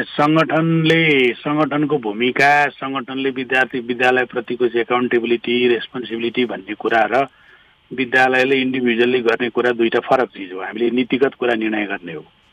एउटा विद्यालयले कति शुल्क लिन्छ भन्ने कुरो हामीले निर्धारण गर्ने होइन, त्यो स्थानीय पालिकाले निर्धारण गर्छ। निजी विद्यालयहरूले यसरी विद्यालयकै एउटा बेइज्जत गरेको भन्न सकिन्छ। यहाँ त हेर्नुहोस् है, हामीले के भनिरहेका छैनौँ भने तपाईँहरूले गरेको श्रम अनुसारको अभिभावकले त्यो अनुसारको फी तिर्नु पर्दैन, शुल्क तिर्नु पर्दैन हामी भनिरहेका छैनौँ। अब खाँदै नखाएको क्यान्टिनको बिल भरिदिनु पर्ने, अनि चढ्दै नचढेको आफ्नो बच्चाले चढ्दै नचढेको बसको बिल भरिदिनु पर्ने कारण के त भनेर सोध्दै गएको। एकैछिन कुमारजी, एकैछिन। के त कारण भन्दा बस किनिएको छ ब्याङ्कबाट ऋणमा, अनि ब्याङ्कको किस्ता तिर्नुपर्ने भएको कारणले बच्चाले नचढे पनि लिएको रे के। यो हदसम्मको काम गर्न मिल्ला कुमारजी? त्यो कुरो मैले बुझेँ तपाईँले भनेको। त्यस्तो कसैले गरेको छ भने सम्बन्धित निकायले त्यस्तो विद्यालयहरूलाई कारवाही गर्नुपर्छ। त्यसमा हाम्रो आपत्ति छैन। हजुर, किनभने हामीले त्यो कसैलाई पनि हामीले त्यसो नगर्नुहोस् भनेका छौँ। गाडी नै नचढिकन गाडीको बिल लिन पाइँदैन नि त, खानै नखाइकन खानाको पैसा लिन पाइँदैन। त्यसमा हामी प्रष्ट छौँ। अब त्यसरी लिएको छ भने अभिभावकहरूले स्थानीय पालिकामा भन्नु पर्यो, स्थानीय पालिकाले त्यस्तो विद्यालयको विरुद्ध एक्सन लिनु पर्यो। हामी आपत्ति जनाउँदैनौँ। ल एकैछिन है त कुमारजी, म तपाईँका फेरि आउँछु। सुप्रभातजी, र अहिले जे आइरहेछ अनलाइन कक्षा हुँदा पनि बस भाडा लिएको, क्यान्टिनको खर्च भराएको भन्ने कुरामा सम्बन्धित विद्यालयलाई अब प्याप्सनले केही गर्ने भन्दा नि सम्बन्धित निकायले कारवाही गर्ने कुरा होला। यसमा अभिभावक बढी सचेत र सजग हुनु पर्यो होइन? हजुर हजुर, सचेत त अभिभावक हुनु पर्यो नि त। तपाईँ अभिभावकको नेता सुप्रभातजी। अब हजुर हजुर भन्नुहोस् न। यहाँले सचेत भन्नुभयो, अभिभावकहरू सचेत पनि हुनुहुन्छ, जिम्मेवार पनि हुनुहुन्छ। जिम्मेवारीपूर्वक आफ्ना छोरा सन्तान, आफ्ना नानी बाबुका निमित्त, शिक्षाका निमित्त संवेदनशील भएर सहयोग गर्दै आउनुभएको छ सुशीलजी। हाम्रो अभिभावकहरूलाई हामीले सम्मान गर्नुपर्छ। तर मैले अघि सुरुमा भनेको थिएँ, अभिभावकहरूले निःशुल्क खोज्नुभएको होइन। निजी विद्यालयमा 10% छात्रवृत्तिमा पढ्ने बाहेक बाँकीले शुल्क तिरिरहनु भएको छ। अभिभावक जस्तो स्यान्डविच बनेको, शोषित भएको अरू कुनै वर्ग छैन होला। हेर्नुहोस्, सरकारले सुन्छ न निजी विद्यालयले सुन्छ। फेरि निजी विद्यालयहरूको यस्तो किसिमको रवैया छ कि सबैलाई म भन्दिनँ, कतिपय निजी विद्यालयले राम्रै पनि गर्दै कोसिस गरिरहनु भएको होला, तर कतिपयको यति अहङ्कार र दम्भ छ कि तपाईँको ऊ आफै राज्य भन्ठान्छ कि निजी विद्यालय राज्य हो, निजी विद्यालय सरकार हो, निजी विद्यालय यो राज्यभित्रको एउटा अङ्ग हो र सरकारको अनुमति लिएर चलाएका विद्यालय हुन्। तर यी विद्यालयहरूले आफू खुसी शुल्क निर्धारण गर्ने, सरकारलाई नटेर्ने वा सरकार पनि नटेरिने, सरकारले नसुनिदिने। अघि त उहाँले भन्नुभएको छ सत्य, हामीले भन्न जानु कतिवटा उदाहरण बताइदिउँ सुशीलजी म तपाईँलाई। अभिभावकहरूले रुनु भएको, पीडा गरेको र अभिभावकले ज्यादती भयो हाम्रो लागि सुनवाई गरिदेऊ भनेर स्थानीय निकायहरूलाई भनेका कुराहरूको म तपाईँलाई दर्जनौँ कुराहरू बताइदिन सक्छु। तर कुनै पनि स्थानीय पालिकाहरूले यस्तो किसिमको कुरा गरेका छैन। मलाई यहाँ यति कुरा म तपाईँको महत्त्वपूर्ण कार्यक्रम मार्फत पनि भन्न चाहन्छु, हामीसँग शिक्षा नियमावली चल्ने हो अहिलेसम्म। स्थानीय पालिका अधिकार प्रत्यार्जन भएको छ। स्थानीय पालिकामा अधिकार प्रत्यार्जन भएर स्थानीय पालिकामा काठमाडौँ उपत्यकामा गोकर्णेश्वर नगरपालिका, ललितपुरको गोदावरी नगरपालिका, भक्तपुरको भक्तपुर नगरपालिका बाहेक अरू नगरपालिकाले शुल्क निर्धारण गरेको मेरो जानकारीमा छैन। र तपाईँको रूपन्देहीको 4वटा नगरपालिकामा शुल्क निर्धारण भएको छ। केही अन्त होला, हामीका जानकारी नभएको हुनसक्छ, म त्यो सच्चिन तयार छु। अब भन्नुहोस्, तमाम ती शुल्क निर्धारण नभएका नगरपालिकाभित्र कतिपय विद्यालयले अहिले शुल्क लिइरहेका छन्। सबै अभिभावकले तिर्नु सक्नु अलग कुरा, त्यो आफैमा अपैधानिक छ भने स्कुलमा अहिले त्यो भइरहेको त्यो कुरा सबै स्थानीय पालिकालाई थाहा छैन र अधिकार लिनलाई दौडिने पालिकाहरू पनि हाम्रो अधिकार हो भन्ने। सुप्रभातजी, यहाँ त सुन्नुहोस् न, सरकारले अहिले वैकल्पिक प्रणालीबाट विद्यार्थीको सहजीकरण निर्देशिका 2077 लागू गरेपछि अहिले यही निर्देशिका कार्यान्वयन गर्ने नाममा अनलाइन कक्षा यसो 1-2 घन्टा चलाइदिएर अहिले शुल्क असुली धन्दामा लागेका छन् थुप्रै निजी विद्यालयहरू। यसमा कुनै छिपेको कुरो छैन। अब नगरपालिकाहरू, पालिकाहरू, गाउँपालिकाहरू पनि त मिलेमतोमा, सब मिलेमतोमा छन् नि। यो कुरो किन छिपाउनु पर्यो? सत्य कुरा किन छिपाउने? एक दिन त यो रहस्य उद्घाटन भइहाल्छ। सब मिलेमतोमा यहाँ ढाड भाँच्यो नि अभिभावकको है। अभिभावकले अहिले हेर्नुहोस् त, शिक्षण शुल्क मात्रै होइन, विद्यार्थीले उपयोगै नगरेको पुस्तकालय शुल्क भनेर लेखिएको छ, प्रयोगशाला शुल्क, स्कुल बसको भाडा, क्यान्टिनको शुल्क गर्नु पनि एउटा हदसम्म गर्नुपर्छ त भने। सकेँ भन्दा मन लाग्दै गर्ने, चुस्न पाएँ भन्दामा कतिसम्म चुस्ने? सके भएको केही अलिकति रगत चुस्ने होला क्या, मान्छेको जाने गरी चुस्ने। अभिभावकहरू अहिले के गर्ने भने साना साना बालबालिकाको शिक्षा र भविष्यको कुरो छ है। अनि यो खालको अवस्थालाई हेरेर बस्नुपर्ने। अब सुप्रभातजी, तपाईँहरू नेता फेरि अभिभावकको होइन, तपाईँहरू पनि कराउन त कराइरहनु भएको छ। कुमारजीहरूको नि आफ्नै तर्क छ फेरि विद्यालय कसरी चलाउने, होइन कुमारजी? हजुर, गाह्रो छ नि विद्यालय कसरी चलाउने भन्ने छ। तपाईँहरूको तनावको विषय छ है, भाडा तिर्नुपर्छ। अहिले त तपाईँको सबैलाई तनावको विषय हो, तनाव पनि छ। यो बेलामा सबै इमान्दार हुनुपर्छ होइन। यसो गरौँ न, अनलाइन कक्षा चलाएर क्यान्टिन र बस भाडाको बिल समेत लिएर होइन लिएर विद्यालय चलाउनु पर्छ भने विद्यालय नचलाउँ क्या, विद्यालय नचलाउँ, बन्द गरिहालौँ। त्यो 5-7वटा विद्यालय बन्द भएर कोही शिक्षाको उज्यालो घामबाट कोही बालबालिका वञ्चित भएछन् भने अनि के गर्न पर्दो रहेछ गरौँला, सामुदायिक विद्यालयमा पनि पढाउँला। यो चाहिँ नगरौँ, अति भयो। यसमा सुशीलजी छलफल गर्नुपर्ने विषय होइन। जसले त्यसो गर्नुभएको छ त्यो फटाइ हो, त्यसो गर्न पाइँदैन। सङ्गठनले त्यसो गर्नु भनेको छैन। सरकारी निकायको 3टा तहको सरकार छ। अहिले स्थानीय तहलाई शुल्क सम्बन्धीको व्यवस्था संविधानले अधिकार दिएको छ। त्यस्तो गरेको जस्तै भएको छ भने अभिभावकहरू सजग हुनुपर्छ। उहाँहरूले स्थानीय तहमा भन्नुपर्छ, स्थानीय तहले त्यसको विरुद्ध एक्सन लिनुपर्छ। अनि स्थानीय तहबाट अहिले शुल्क निर्धारण नभए पनि आफू खुसी विद्यालयहरूले शुल्क लिइरहेका छन्, त्यसमा चाहिँ के गर्ने त कुमारजी? त्यो त सरकार के को लागि त? सरकार यहाँको सहजीकरण गर्दिनका निमित्त नि सबको मिलेमतो न छ। सरकारले त तपाईँको विद्यालय खोल्ने अनुमति दिन्छ, विद्यालयको शुल्क कति हो सीमा तोकिदिन्छ, विद्यालयले शुल्क कसरी स्थानीय तर्फ तपाईँको 753वटा चाहिँ तपाईँको स्थानीय सरकार छन्। ती सरकारको काम के त? सरकारको काम त अब तपाईँहरू कतिपय विद्यालयहरू त अघि यहाँ सुप्रभातजी भन्दै हुनुहुन्थ्यो आफै राज्य जस्तो गर्छन् है। तपाईँहरूको एउटा सङ्गठन छ, अनेक तपाईँहरूका सम्बन्धहरू छन्, अनेक खालका यी सम्बन्धहरूले नै काम गर्छन्, अन्त्यमा मार्न पर्ने भने त जनता नै रहेछन्, अभिभावक यति बुझ्यो हैन। प्याप्सन अथवा संगठन भनेको राज्यभन्दा माथि कोही पनि हुँदैन, हेर्नुस्, कानुनभन्दा माथि। यसो गरौँ क्या कुमारजी, हेर्नुस् त अन्त्यमा ढाड चाहिँ अभिभावकको भाँचिरहेछ। अनि अहिले महत्त्वपूर्ण विषय भनेको चाहिँ अब विशेष गरी विद्यार्थीको शिक्षामा समस्या है, मुख्य कुरो यो दुईटा विषय जोडिया छ। यो समस्या समाधान केन्द्रित भएर कुराकानी गरौँ त अन्त्यमा। एकाध ठाउँमा भएको घटनालाई सबै ठाउँमा नजोडौँ, एकाध ठाउँमा भएकोलाई त्यही सम्बन्धित निकायले त्यही तपाईँको बसेर निराकरण गर्नुपर्छ। हामीले साङ्गठनिक रूपमा उपद्रव गर्नुपर्छ, राज्यलाई मान्नुहुन्न, कानुनलाई मान्नु हुँदैन, यो बेलामा अभिभावकलाई दुःख दिनुपर्छ भन्यौँ भने हामी पनि कारबाहीमा पर्छौँ। हामीले त्यसो भनेका छैनौँ। जहाँ जहाँ गल्ती भएको छ त्यहीँ समात्नुपर्छ, त्यसका लागि हामी तयार छौँ। ल यहाँहरूले पनि त्यसको लागि सहजीकरण र सहयोग गर्नुहुन्छ होइन? एकदम सहयोगी भूमिका निर्वाह गर्न हामी तयार छौँ। हस् कुमारजी, धेरै धन्यवाद छ, यहाँलाई धेरै धन्यवाद है त। हस् सुप्रभातजी। हजुर। ल अब तपाईँ हामी सबै मिलेर अघि हामी प्याप्सनका महासचिव कुमार घिमिरेसँग पनि कुराकानी गऱ्यौँ। उहाँले पनि यस्ता खालका विकृति अन्त्यको गर्नको लागि साङ्गठनिक हिसाबबाट पनि सहज र सहजीकरण र पहल गर्ने कुरा गर्नुभएको छ। अब मुख्य कुरो अभिभावक पनि सचेत हुनु पर्यो। उहाँहरूले पनि अब अहिले जुन विकृति आइरहेछ यो अन्त्य गर्नको निमित्त पहल गर्नु पर्यो। अब महासङ्घै छ नि त, अभिभावक महासङ्घ होइन, उहाँहरू त एक्लै हुनुहुन्न, तपाईँहरूको पनि सङ्गठन छ। के गर्ने अन्त्यमा भन्नुहोस् त छोटोमा। अब यस्तो हामीले के थाहा पाऊँ भने तपाईँको महत्त्वपूर्ण कार्यक्रम मार्फत सम्पूर्ण अभिभावकज्यूहरूलाई पनि विनम्रतापूर्वक आग्रह गर्छु। अहिलेसम्म निर्णय भएका पालिकाहरूमध्ये वैशाख जेठ असारमा शुल्कै तिर्न नपर्ने निर्णय भएको छ है, यो हामीले थाहा पाऊँ। त्यस पछाडि साउन र भाद्रमा एभरेज हेर्ने हो भने लास्ट इयरको शिक्षण शुल्कको, यसलाई हामी मान्ने हो भने शिक्षण शुल्कको 60%देखि 75%सम्म लिँदै जाने भन्ने भएको छ। यसमा वार्षिक शुल्कहरू अन्य शुल्कहरू लाग्दैन, त्यो पनि अनलाइन कक्षा सुचारू भएको कुरामा, त्यो पनि शिक्षकलाई तलब दिने कुराहरूमा, यस्ता कुराहरूमा सक्ने अभिभावकले कन्ट्रिब्युसन गर्ने भन्ने सामान्य सिद्धान्तमा हामी जान सक्छौँ। अरू कुरामा सरकार क्रियाशील हुनु पर्यो।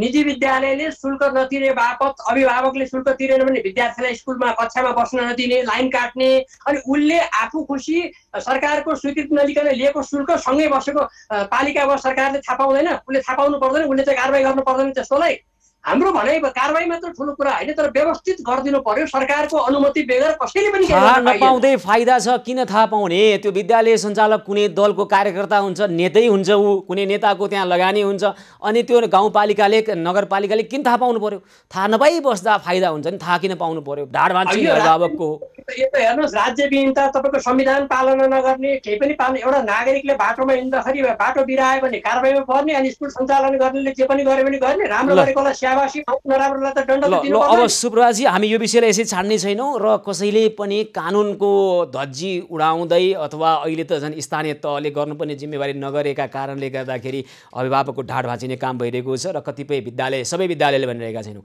कतिपय विद्यालयहरूले जुन खालको शुल्क आतङ्क मचाइरहेका छन्, यसको अन्त्य हुनुपर्छ। यो विषयलाई हामी थप बुझ्नेछौँ, थप फलोअप गर्नेछौँ। सुप्रभातजी, यहाँलाई धन्यवाद छ अहिलेलाई।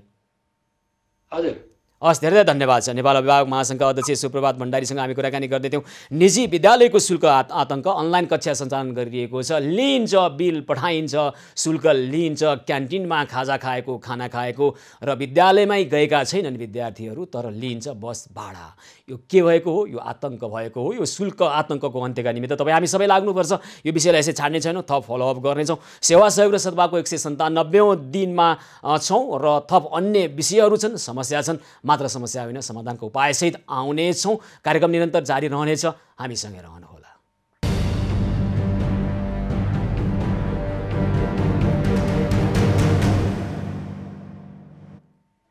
सेवा सहयोग र सद्भावको 197औं दिन एभ न्युज पहलको यो विशेष प्रस्तुतिमा पुनः स्वागत छ। आदरणीय दर्शकवृन्द, यतिखेर अब हामी बझाङतर्फ जान चाहन्छौँ। बझाङमा यस अगाडि हामीले विशेष रूपमा उठाउँदै आएका विषयहरू छन् र त्यहाँ बझाङको 12 वर्षीय बालिका सम्झना कामीको बलात्कारपछि हत्या अभियोगमा पक्राउ परेका व्यक्तिले यसभन्दा अगाडि पनि बलात्कार गरेको र त्यो विषयलाई त्यही गाउँमा मिलापत्र गराएका कुराहरू हामीले प्रभावकारी ढङ्गबाट खबर सम्प्रेषण गरेका थियौँ। हाम्रा संवाददाता, वरिष्ठ संवाददाता हरिश विक स्थानीय त्यही ठाउँमै पुगेर हामीसँग त्यहाँबाट जोडेर कुराकानी गर्नुभएको थियो पटक पटक। यतिखेर मिलापत्र गर्ने मस्टा गाउँपालिकाका 6 जनालाई प्रहरीले पक्राउ गरेको छ। पक्राउ पर्नेमा 24 वर्षीय झलक दमाई, 45 वर्षीय लालबहादुर बोहरा, 57 वर्षीय धनचडी बोहरा, 45 वर्षीय थमकला दमाई, 57 वर्षीय पिरुवा दमाई र 55 वर्षीय गल्फे बोहरा रहेको खबर आएको छ।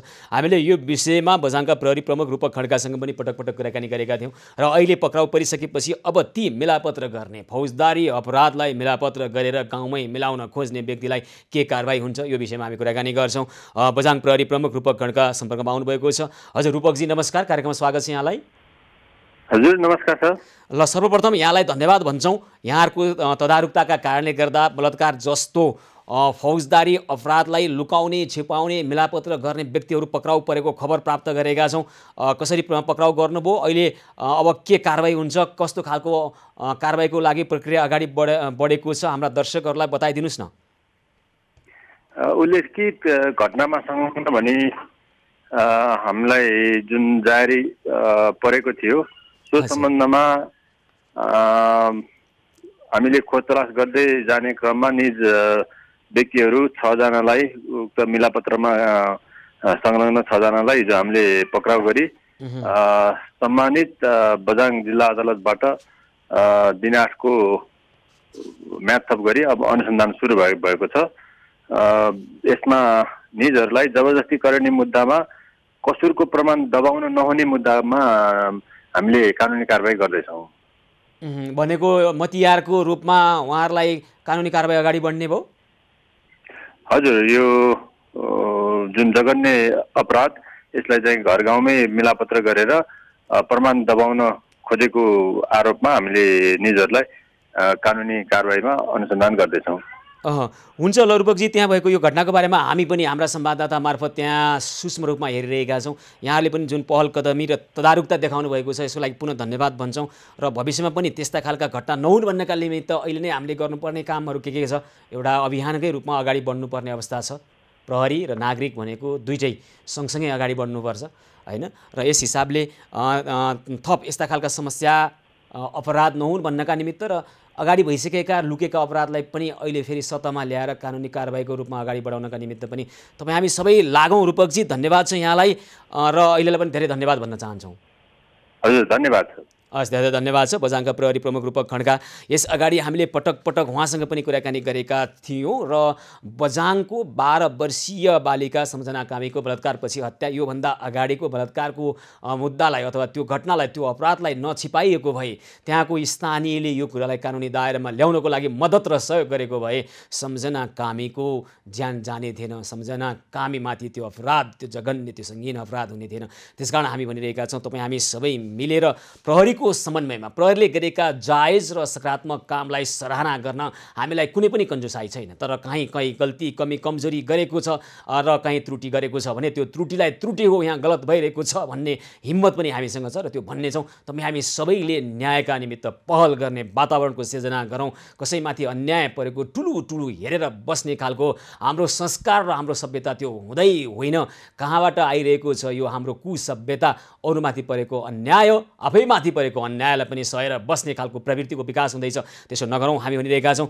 र यतिखेर अब हामी पश्चिम रुकुमतर्फ जान चाहन्छौँ। पश्चिम रुकुममा निमित्त प्रमुख प्रशासकीय अधिकृतद्वारा सुरक्षाको माग गरेको खबर आएको छ। उहाँ कसरी असुरक्षित हुनुभयो? जो आफै प्रशासकीय अधिकृत हुनुहुन्छ, पश्चिम रुकुमको चौरजहारी नगरपालिकाको निमित्त प्रमुख प्रशासकीय अधिकृत रामबहादुर केसीले सुरक्षाको माग गरेका छन् र त्यहाँ उहाँलाई सुरक्षा चाहिएछ। काङ्ग्रेस जिल्ला सभापति प्रेम प्रकाश ओलीले मार्ने धम्की दिएको खबर गर्नुभएको छ। अहिले हामीसँग उहाँ जोडिनु भएको छ।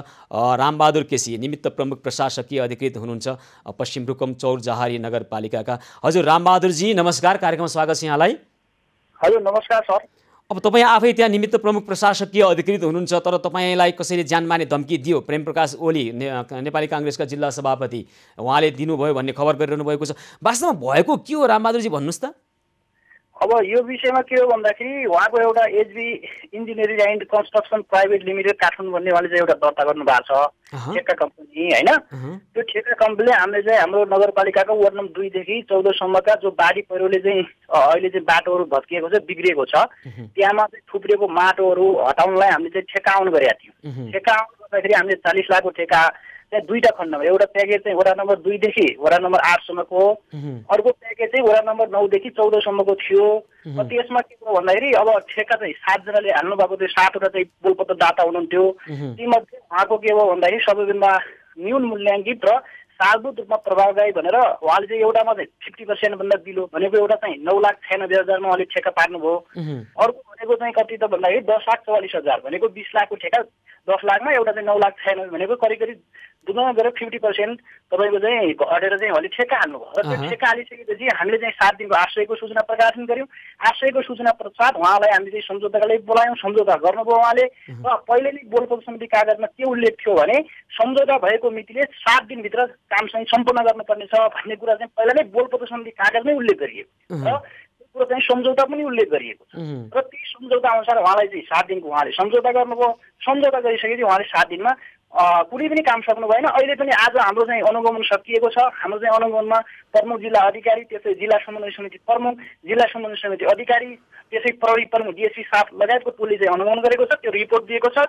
त्यसले चाहिँ अब यो कम्पनीलाई चाहिँ कारवाही गर्ने भन्ने सार्वजनिक खरिद ऐनअनुसार कारवाही गर्ने भनेर हामीलाई सिफारिस पनि गरेको छ। त्यो हामीले अहिले चाहिँ अब नगरपालिकाले त्यो सार्वजनिक पनि गरिसकेको छ। अब यसमा उहाँले कुन आशयले कुन इन्टेन्सनले तपाईँको चाहिँ धम्की दिएको भन्ने कुरो चाहिँ उहाँले नै चाहिँ तपाईँको जेलको बारेमा व्याख्या गर्नु होला। नत्र भने उहाँको चाहिँ एउटा कुरा के देखियो भन्दाखेरि सम्झौता चाहिँ गर्ने, सम्झौता गरिसकेपछि समयमा चाहिँ गर्छु भनेर सम्झौता एग्रिमेन्ट गरिसके समयमै काम गर्न पर्यो नि। त्यो पछि पनि हामीले चाहिँ तपाईँको 3 दिन म्याद थप्यौँ। 3 दिन म्याद थप्दा पनि आज जस्ताको तस्तै हामीले चाहिँ उहाँले खनेका बाटाहरूमध्ये अथवा चाहिँ सोरेका बाटाहरूमध्ये मूल बाटो जो चाहिँ नगरपालिका एउटा मुटु बाटो छ, त्यो मेन बाटो जो चाहिँ तपाईँको यहाँबाट बाङतिर जान्छ, मुसिकोटतिर जान्छ, विभिन्न ठाउँमा जान्छ, ठुलो बसहरू जान्छ। भनेपछि उहाँले लिएको काम समयमै सम्पन्न गर्नु भएन। तपाईँहरूले त्यसपछि सोध्नुभयो उहाँलाई अनि त्यसपछि तपाईँलाई के ज्यानमानी धम्की आयो? उहाँले चाहिँ 2-3टा कुरा गर्नु भएको छ। एउटा कुरा के गर्नु भएको छ भने उहाँले चाहिँ म चाहिँ पहिला 8-20 नगरपालिकामा पनि प्रमुख प्रशासनिक भएर काम गरेँ। त्यहाँ 35 महिना बसेको हुँ। त्यहाँ चाहिँ अन्तिममा के भयो भन्दाखेरि एकजना जो चाहिँ तपाईँको एउटा वडा अध्यक्षको चाहिँ भाइ थियो, ऊ पनि ठेकेदारको तपाईँको चाहिँ मतियार थियो होइन। उसले चाहिँ लुकेर साँझ राति एकान्तमा पारेर तपाईँले ममाथि आक्रमण गरेको थियो।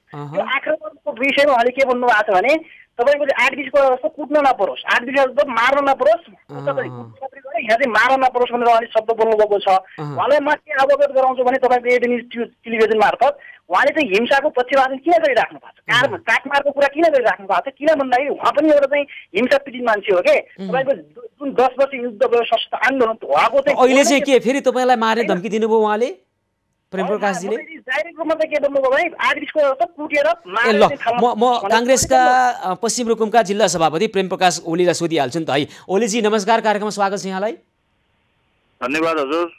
तपाईँले निमित्त प्रमुख प्रशासकीय अधिकृत रामबहादुर केसीलाई मार्ने धम्की दिनुभएको रहेछ, किन यसो गर्नुभयो? होइन, मैले किन मार्ने धम्की दिन्थेँ उहाँलाई? मैले मार्ने धम्की दिएको होइन।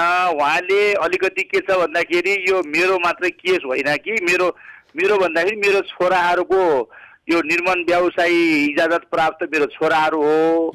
अब छोराहरूले उहाँले के गर्नुभयो भन्दाखेरि पहिला यो बर्सातको समयमा यो सडकहरूमा पहिरोहरू आएको यो सडक मर्मत गर्ने सडकहरूलाई विशेष गरी पहिरो पुन्चाउने कामको ठेक्का नगरपालिका निकाल्यो।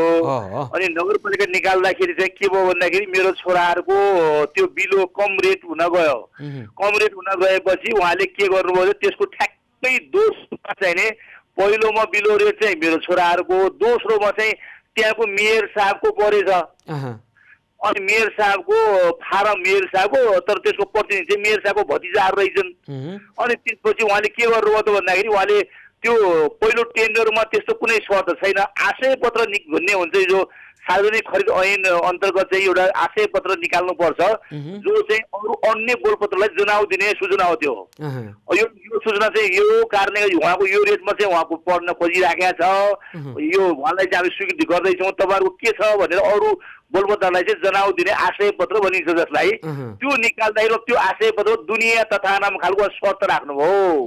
शर्त के राख्नुभयो भन्दाखेरि यो ठेक्का चाहिँ नै 7 दिनभित्र सम्पन्न गरिसक्नु पर्नेछ। 7औं दिनमा सम्पन्न गरेपछि यो ठेक्का 8औं दिनमा तोडिनेछ। 8औं दिनमा चाहिँ दोस्रो पक्षलाई दिइनेछ अनि पहिलो पक्षको चाहिँ जरुरी जफत गरिनेछ र यसै सूचनालाई चाहिँ आधार मानेर चाहिँ यो बोलपत्र चाहिँ सम्झौता गर्न आउनुपर्नेछ आदि इत्यादि गरे तथा जो कि अनावश्यक कानुनभन्दा बाहिर गएर उहाँले आक्षेपहरू निकाल्नुभयो।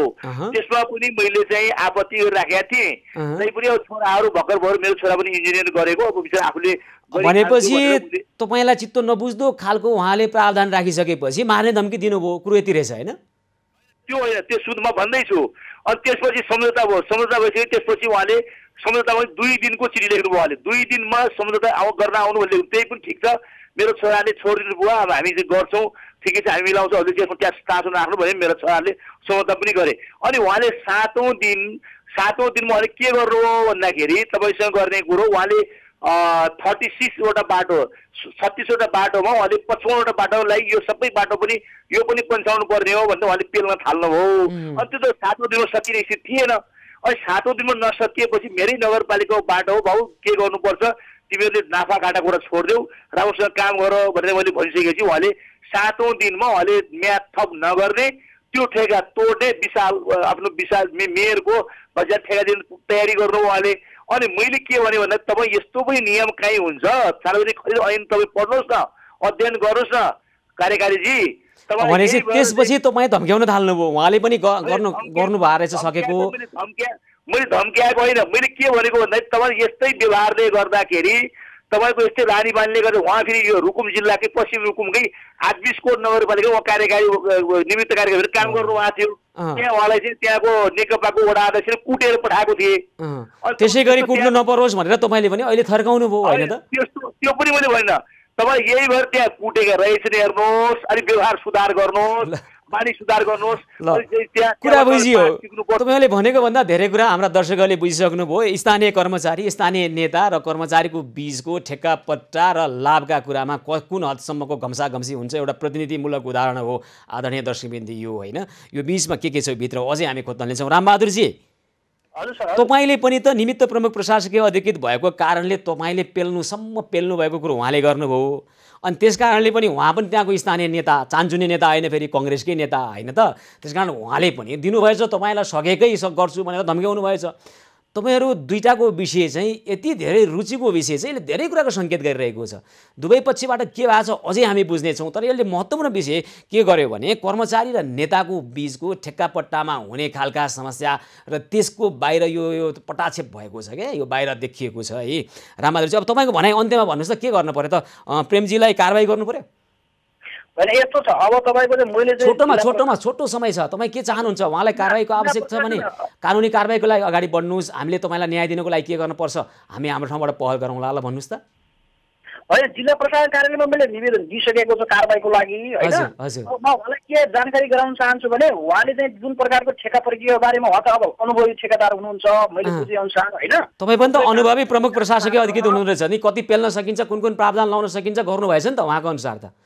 होइन, उहाँले चाहिँ तपाईँको उहाँले बोलपोल समिति कागजको सेक्सन भीको 5 नम्बर 17 एकपटक उहाँले चाहिँ टर्म एन्ड कन्डिसन छ त्यो उहाँले चाहिँ एकपटक पल्टाएर हेर्नुपर्ने हुन्छ। उहाँले चाहिँ के तपाईँ बोलपोल समिति कागजको 5 ल ठिक छ, यो सबै कुरा गर्न अहिले समय अभाव भएका कारणले थप बुझ्छौँ हामी। रामबहादुरजी, तपाईँले अहिले कानुनी कारवाहीको लागि माग गरिसक्नु भएको रहेछ, ल तपाईँलाई के गर्नुपर्छ हामी थप फलोअप गर्छौँ। प्रेमजी हजुर, ल अब तपाईँहरूका विषय हामीले बुझ्यौँ, थप फलोअप गर्छौँ र यसले एउटा कुराको नयाँ पटाक्षेप गरेको छ। कर्मचारी र नेता बीचको, जनप्रतिनिधि बीचको एउटा ठेक्कापट्टामा हात हालेपछि के हुन्छ देखिएको छ यो है। हजुर, अन्त्यमा भन्नुहोस् त, अन्त्यमा ल। कानुनको कार्यान्वयन गर्नु पर्यो, कर्मचारीले कानुन कार्यान्वयन गर्नु पर्यो। कुनै नेताको कुनै पार्टीको विशेषमा चाहिँ पूर्वाग्रह राखेर त्यो गर्न पाइएन नि त। ऊ चाहिँ कर्मचारीले अनि तपाईँले कानुन हातमा लिएर मार्छु भन्ने धम्की दिन पाइएन नि त है प्रेमजी। हस्, हुन्छ, हामी यो विषयलाई थप बुझ्नेछौँ। काङ्ग्रेस जिल्ला सभापति पश्चिम रुकुमका प्रेम प्रकाश ओली र निमित्त प्रमुख प्रशासकीय अधिकृत रामबहादुर केसी बीचको यो झगडा केवल व्यक्तिगत झगडा होइन, यो झगडा थुप्रै कुराको सङ्केत गरिरहेको छ। विषयमा थप हामी बुझ्नेछौँ। दर्शक हामी प्रत्येक दिन पशुपतिका तिलङ्गा क्षेत्रमा अहिले पनि भोजन सेवा गराउँदै आइरहेका छौँ। यसको निरन्तरता प्रत्येक दिन भइरहेको छ। आज पनि हामीले हाम्रो अभियान मार्फत यसरी खाद्यान्न तयार पार्छौँ, खाने भोजन तयार पार्छौँ र भोजन सेवाका निमित्त हाम्रा सहयोगी हातहरू लागिरहनु भएको छ। पशुपति तिलङ्गा क्षेत्रमा पनि मात्रै होइन, काठमाडौँ उपत्यकाका विभिन्न क्षेत्रमा, त्यसै गरी देशका विभिन्न भागमा पनि हाम्रा सहयोगी हातहरूले स्वस्फूर्त रूपमा हाम्रो अभियानसँग जोडिएर भोजन सेवा गराइरहनु भएको छ र भोकाहरूलाई खुवाउने यो अभियान हामीले निरन्तरता दिनेछौँ। र थप समस्या समाधानका निमित्त पनि अन्य बहुआमिक समस्या पनि आइरहेका छन्, ती समस्यालाई समाधान गर्ने पहलमा पनि हामी जोडिनेछौँ। दर्शकबिन, सेवा सहयोग र सद्भावको 197औं दिनको आजको कार्यक्रमको समय भने सकिएको छ। कार्यक्रमबाट म सुशील पाण्डे लगायत सम्पूर्ण टिमलाई बिदा दिनुहोस्। यहाँहरू भने खबरभित्रको खबर र एभेन्यूज पहलका निमित्त हेर्दै गर्नुहोला एभेन्यूज खबर। हस्त, नमस्कार।